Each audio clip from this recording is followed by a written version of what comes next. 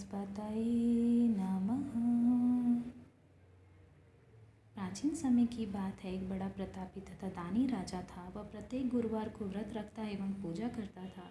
यह उसकी रानी को अच्छा न लगता। न ही वह व्रत करती और न ही किसी को एक पैसा दान में देती। राजा को भी ऐसा करने से मना किया करती थी। एक समय की बात है। राजा शिकार खेलने वन को चले गए।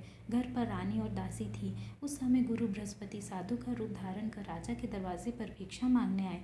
साधु ने रानी से भिक्षा मांगी तो वह कहने लगी कि हे साधु महाराज, मैं इस दान और पुण्य से तंग आ गई हूँ। आप कोई ऐसा उपाय बताएं जिससे यह सारा धन नष्ट हो जाए और मैं आराम से रह सकूं।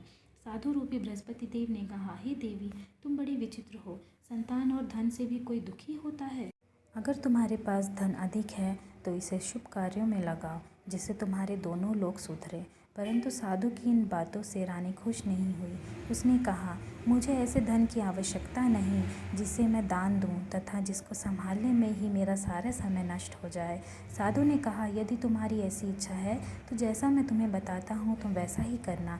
बृहस्पतिवार के दिन तुम घर को गोबर से लीपना, अपने केशों को पीली मिट्टी से धोना, केशों को धोते समय स्नान करना, राजा से हजामत बनाने को कहना, भोजन में मांस मदिरा खाना, कपड़ा धोबी के यहाँ धुलने डालना। इस प्रकार 7 बृहस्पतिवार करने से तुम्हारा समस्त धन नष्ट हो जाएगा। इतना कहकर साधु बने बृहस्पति देव अंतर्धान हो गए। साधु के कहे अनुसार करते हुए रानी को केवल 3 बृहस्पतिवार ही बीते थे कि उसकी समस्त धन संपत्ति नष्ट हो गई। भोजन के लिए परिवार तरसने लगा। एक दिन राजा रानी से बोला, हे रानी, तुम यहीं रहो, मैं दूसरे देश को जाता हूँ क्योंकि यहाँ पर मुझे सभी जानते हैं, इसलिए मैं कोई छोटा कार्य नहीं कर सकता। ऐसा कहकर राजा परदेश चला गया। वहाँ वह जंगल से लकड़ी काट कर लाता और शहर में बेचता। इस तरह वह अपना जीवन व्यतीत करने लगा। इधर राजा के बिना रानी और दासी दुखी रहने लगे। एक समय जब रानी और दासियों को 7 दिन बिना भोजन के रहना पड़ा तो रानी ने अपनी दासी से कहा कि हे दासी, पास के ही नगर में मेरी बहन रहती है, वह बड़ी धनवान है, तो उसके पास जा और कुछ ले आ ताकि थोड़ा बहुत गुजर बसर हो जाए। दासी रानी की बहन के पास गई। उस दिन बृहस्पतिवार था। रानी की बहन उस समय बृहस्पतिवार की कथा सुन रही थी। दासी ने रानी की बहन को अपनी रानी का संदेश दिया, लेकिन रानी की बहन ने कोई उत्तर नहीं दिया। जब दासी को रानी की बहन से कोई उत्तर नहीं मिला तो वह बहुत दुखी हुई। उसे क्रोध भी आया। दासी ने वापस आकर रानी को सारी बात बता दी। सुनकर रानी ने अपने भाग को कोसा। उधर रानी की बहन ने सोचा कि मेरी बहन की दासी आई थी, परंतु मैं उससे नहीं बोली, इससे वह बहुत दुखी होगी। कथा सुनकर और पूजन समाप्त कर वह अपनी बहन के घर गई और कहने लगी कि हे बहन, मैं बृहस्पतिवार का व्रत कर रही थी। तुम्हारी दासी गई, परंतु जब तक कथा होती है तब तक न उठना है और न ही बोलते हैं, इसीलिए मैं नहीं बोली। कहो दासी, क्यों गई थी वहाँ? रानी बोली, बहन, हमारे घर अनाज नहीं था। ऐसा कहते कहते रानी की आंखें भर आई। उसने दासियों समेत भूखा रहने की बात भी अपनी बहन को बता दी। रानी की बहन बोली, बहन देखो, बृहस्पति भगवान सबकी मनोकामना पूर्ण करते हैं। देखो, शायद तुम्हारे घर में अनाज रखा हो। यह सुनकर दासी घर के अंदर गई तो वहाँ उसे एक घड़ा अनाज का भरा मिल गया। उसे बड़ी हैरानी हुई क्योंकि उसने एक एक बर्तन देख लिया था। उसने बाहर आकर रानी को बताया। दासी रानी से कहने लगी कि हे रानी, जब हमको भोजन नहीं मिलता तो हम व्रत ही तो करते हैं, इसलिए क्यों न इनसे व्रत और कथा की विधि पूछ ली जाए, हम भी व्रत किया करेंगे। दासी के कहने पर रानी ने अपनी बहन से बृहस्पतिवार व्रत के बारे में पूछा। उसकी बहन ने बताया, बृहस्पतिवार के व्रत में चने की दाल और मुनक्का से भगवान विष्णु का केले की जड़ में पूजन करें तथा दीपक जलाएं, पीला भोजन करें तथा कथा सुनें। इससे गुरु भगवान प्रसन्न होते हैं, मनोकामना पूर्ण करते हैं। व्रत और पूजन की विधि बताकर रानी की बहन अपने घर लौट आई। रानी और दासी दोनों ने निश्चय किया कि बृहस्पति देव भगवान का पूजन ज़रूर करेंगे। 7 रोज़ बाद जब बृहस्पतिवार आया तो उन्होंने व्रत रखा। गुड़साल में जाकर चना और गुड़ बिन लाई तथा उसकी दाल से केले की जड़ तथा विष्णु भगवान का पूजन किया। अब पीला भोजन कहाँ से आए? दोनों बड़ी दुखी हुई, परंतु उन्होंने व्रत किया था, इसलिए बृहस्पति देव भगवान प्रसन्न थे। एक साधारण व्यक्ति के रूप में वे 2 थालों में सुंदर पीला भोजन लेकर आए और दासी को देकर बोले, हे दासी, यह भोजन तुम्हारे लिए है और तुम्हारी रानी के लिए है। इसे तुम दोनों ग्रहण करना। दासी भोजन पाकर बहुत प्रसन्न हुई। उसने रानी को सारी बात बताई। उसके बाद से वे प्रत्येक बृहस्पतिवार को गुरु भगवान का व्रत और पूजन करने लगीं। बृहस्पति भगवान की कृपा से उनके पास धन हो गया, परंतु रानी फिर पहले की तरह आलस्य करने लगी। तब दासी बोली, देखो रानी, तुम पहले भी इस प्रकार आलस्य करती थी। तुम्हें धन के रखने में कष्ट होता था, इस कारण सभी धन नष्ट हो गए। अब गुरु भगवान की कृपा से धन मिला है तो फिर तुम्हें आलस्य होता है। बड़ी मुसीबतों के बाद हमने यह धन पाया है, इसीलिए हमें दान पुण्य करना चाहिए। अब तुम भूखे मनुष्यों को भोजन कराओ, प्याव लगवाओ, ब्राह्मणों को दान दो, कुआं, तालाब, बावड़ी आदि का निर्माण कराओ, मंदिर पाठशाला बनवाकर ज्ञान दान दो, कुंवारी कन्याओं का विवाह करवाओ, अर्थात धन को शुभ कार्यों में खर्च करो, जिससे तुम्हारे कुल का यश बढ़े तथा स्वर्ग प्राप्त हो और पितर प्रसन्न हो। दासी की बात मानकर रानी शुभ कर्म करने लगी, उसका यश फैलाने लगी। एक दिन रानी और दासी आपस में विचार करने लगी कि न जाने राजा किस दशा में होंगे, उनकी कोई खोज खबर भी नहीं है। उन्होंने श्रद्धापूर्वक गुरु बृहस्पति भगवान से प्रार्थना की कि राजा जहाँ कहीं भी हो शीघ्र वापस आ जाएं। उधर राजा परदेश में बहुत दुखी रहने लगे। वह प्रतिदिन जंगल से लकड़ी बीन कर लाते और उसी शहर में बेचकर अपनी दुखी जीवन को बड़ी कठिनता से व्यतीत करते।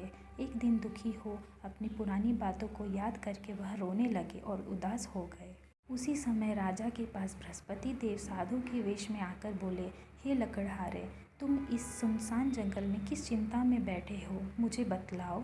यह सुन राजा के नेत्रों में जल भर आया। साधु की वंदना कर राजा ने अपनी संपूर्ण कहानी सुना। महात्मा दयालु होते हैं। वे राजा से बोले, हे राजा, तुम्हारी पत्नी ने बृहस्पति देव के प्रति अपराध किया था, जिसके कारण तुम्हारी यह दशा हुई है। अब तुम चिंता मत करो, भगवान तुम्हें पहले से भी अधिक धन देंगे। देखो, तुम्हारी पत्नी ने बृहस्पतिवार का व्रत प्रारंभ कर दिया है। अब तुम भी बृहस्पतिवार का व्रत करके चने की दाल व गुड़ जल के लोटे में डालकर केले का पूजन करो। फिर कथा कहो और सुनो, भगवान तुम्हारी सबका मनोकामना को पूर्ण करेंगे। साधु की बात सुनकर राजा बोला, हे प्रभु, लकड़ी बेचकर तो इतना पैसा भई नहीं बचता जिससे भोजन के उपरांत कुछ बचा सकूं। मैंने रात्रि में अपनी रानी को व्याकुल देखा। मेरे पास कोई साधन नहीं जिससे उसका समाचार जान सकूं। फिर मैं कौन सी कहानी कहूँ, यह भी मुझको मालूम नहीं। साधु ने कहा, हे राजा, मन में बृहस्पति भगवान के पूजन व्रत का निश्चय करो, वे स्वयं तुम्हारे लिए कोई राह बना देंगे। बृहस्पतिवार के दिन तुम रोज़ाना की तरह लकड़ियाँ लेकर शहर में जाना। तुम्हें रोज से दुगना धन मिलेगा, जिससे तुम भली भांति भोजन कर लोगे तथा बृहस्पति देव की पूजा का सामान भी आ जाएगा। जो तुमने बृहस्पतिवार की कहानी के बारे में पूछा वह इस प्रकार है। प्राचीन काल में एक बहुत ही निर्धन ब्राह्मण था। उसकी कोई संतान न थी। वह नित्य पूजा पाठ करता। उसकी स्त्री न स्नान करती और न ही किसी देवता का पूजन करती। इस कारण ब्राह्मण देवता बहुत दुखी रहते। भगवान की कृपा से ब्राह्मण के यहाँ एक कन्या उत्पन्न हुई। कन्या बड़ी होने लगी। प्रातः स्नान करके वह भगवान विष्णु का जप करती, बृहस्पतिवार का व्रत भी करने लगी। पूजा पाठ समाप्त कर पाठशाला जाती तो अपनी मुट्ठी में जौ भर के ले जाती और पाठशाला के मार्ग में डालती जाती। लौटते समय वही जौ स्वर्ण के हो जाते तो उनको बीनकर घर ले आती। एक दिन वह बालिका सूप में उन सोने के जौ को फटकार साफ कर रही थी कि तभी उसकी माँ ने देख लिया और कहा कि हे बेटी, सोने के जौ को फटकने के लिए सोने का सूप भी तो होना चाहिए। दूसरे दिन गुरुवार था। कन्या ने व्रत रखा और बृहस्पति देव से सोने का सूप देने की प्रार्थना की। बृहस्पति देव ने उसकी प्रार्थना स्वीकार कर ली। रोजाना की तरह वह कन्या जौ फैलाती हुई पाठशाला चली गई। पाठशाला से लौटकर जब वह जौ बीन रही थी तो बृहस्पति देव की कृपा से उसे सोने का सूप मिला। उसे वह घर ले आई और उससे जौ साफ करने लगी, परंतु उसकी माँ का वही ढंग रहा। एक दिन की बात है, कन्या सोने के सूप में जब जौ साफ कर रही थी उस समय उस नगर का राजकुमार वहाँ से निकला। कन्या के रूप और कार्य को देखकर वह उस पर मोहित हो गया।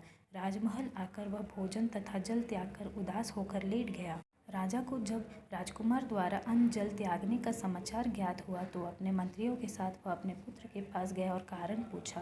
राजकुमार ने राजा को उस लड़की के घर का पता भी बता दिया। मंत्री उस लड़की के घर गया। मंत्री ने ब्राह्मण के समक्ष राजा की ओर से निवेदन किया। कुछ ही दिन बाद ब्राह्मण की कन्या का विवाह राजकुमार के साथ संपन्न हो गया। कन्या के घर से जाते ही ब्राह्मण के घर में पहले की भांति गरीबी का निवास हो गया। एक दिन दुखी होकर ब्राह्मण अपनी पुत्री से मिलने गया। बेटी ने पिता की अवस्था को देखा और अपनी माँ का हाल पूछा। ब्राह्मण ने सभी हाल कह सुनाया। कन्या ने बहुत सा धन देकर अपने पिता को विदा कर दिया, लेकिन कुछ दिन बाद फिर वही हाल हो गया। ब्राह्मण फिर अपनी कन्या के यहाँ गया और सभी हाल कहा तो पुत्री बोली, हे पिताजी, आप माता जी को यहाँ ले आओ, मैं उन्हें वह विधि बता दूंगी जिससे गरीबी दूर हो जाए।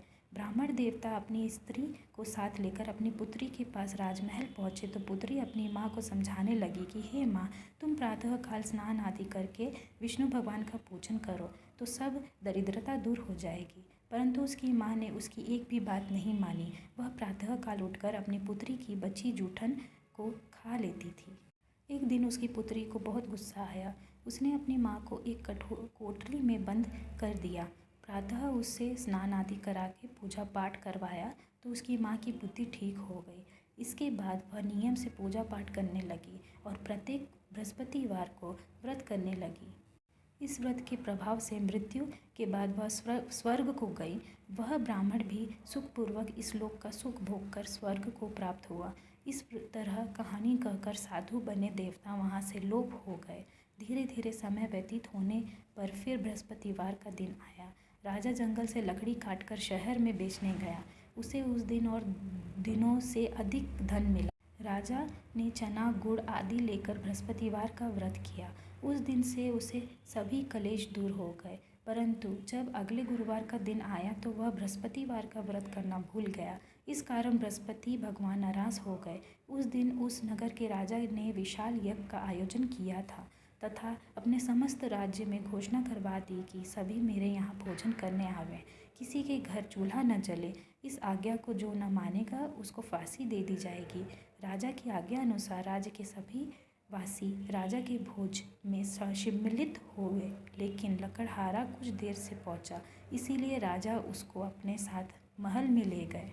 जब राजा लकड़हारे को भोजन करा रहे थे तो रानी की दृष्टि उस खूंटी पर पड़ी जिस पर उसका हार लटका हुआ था। उसे हार खूंटी पर लटका दिखाई नहीं दिया।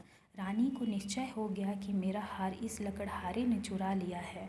उसी समय सैनिक बुलवाकर उसको जेल में डलवा दिया। लकड़हारा जेल में विचार करने लगा कि न जाने कौन से पूर्वजन्म के कर्म से मुझे यह दुख प्राप्त हुआ है, और जंगल में मिले साधु को याद करने लगा। तत्काल बृहस्पति देव साधु के रूप में प्रकट हो गए और कहने लगे, अरे मूर्ख, तूने बृहस्पति देवता की कथा नहीं की, उसी कारण तुझे यह दुख प्राप्त हुआ है। अब चिंता मत कर, बृहस्पतिवार के दिन जेल खाने के दरवाजे पर तुझे 4 पैसे पड़े मिलेंगे। उनसे तू बृहस्पतिवार की पूजा करना तो तेरे सभी कष्ट दूर हो जाएंगे। अगले बृहस्पतिवार उसे जेल के द्वार पर 4 पैसे मिले।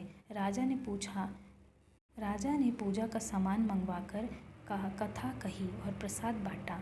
उसी रात्रि में बृहस्पति देव ने उस नगर के राजा को स्वप्न में कहा कि हे राजा, तूने जिसे जेल में बंद किया है उसे कल छोड़ देना, वह निर्दोष है। राजा प्रातः काल उठा और खूंटी पर हाथ टंगा देखकर लकड़हारे को बुलाकर क्षमा मांगी तथा राजा के योग्य सुंदर वस्त्र आभूषण भेंट कर उसे विदा किया।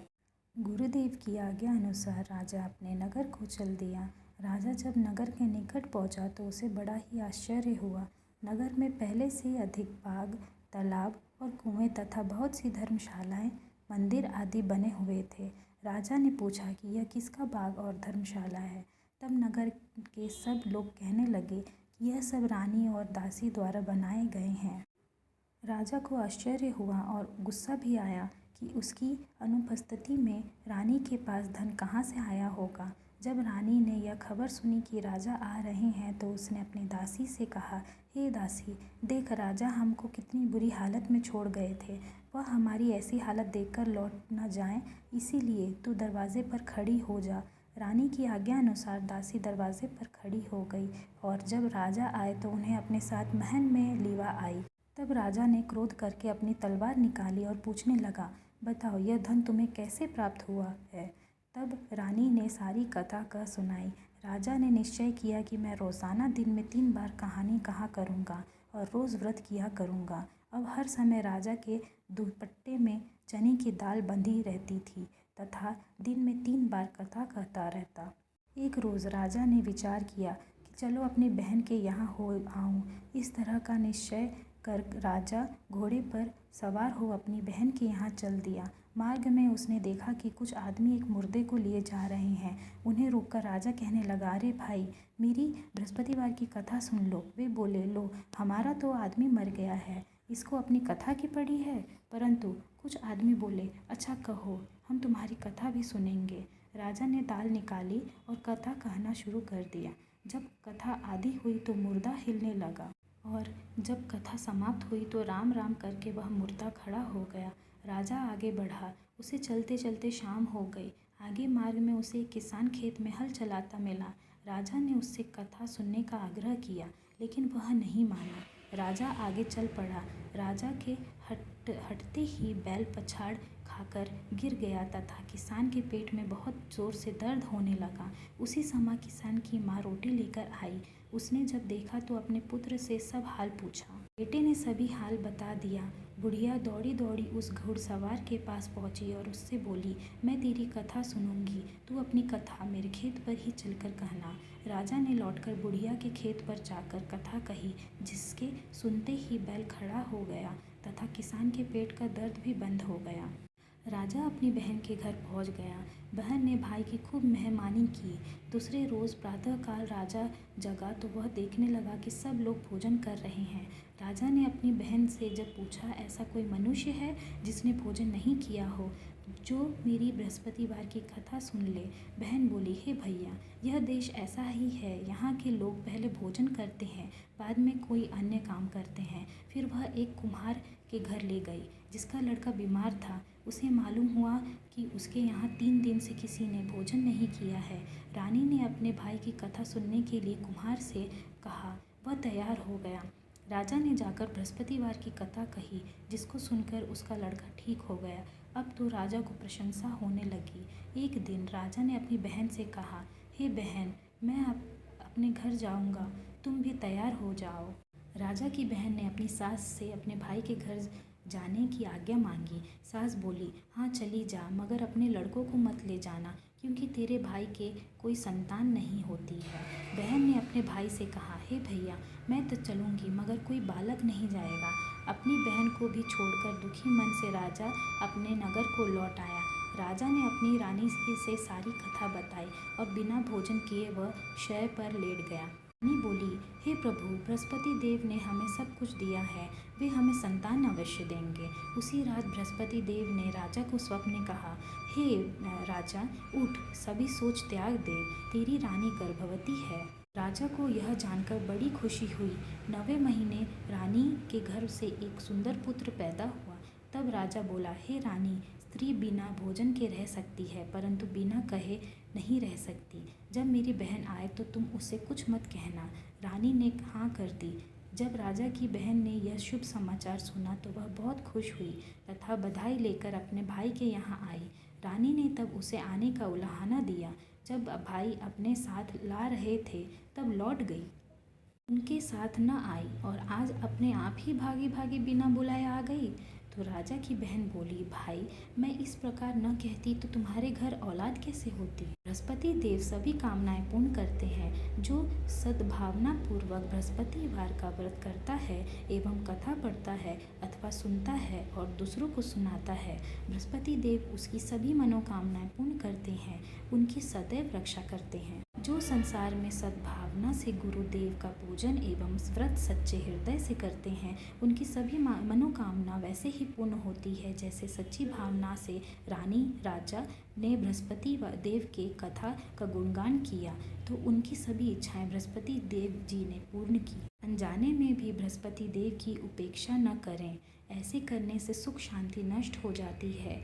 इसीलिए सबको कथा सुनने के बाद प्रसाद लेकर जाना चाहिए। हृदय से उनका मनन करते हुए जयकारा बोलना चाहिए। बोलिए श्री बृहस्पति देव भगवान की जय।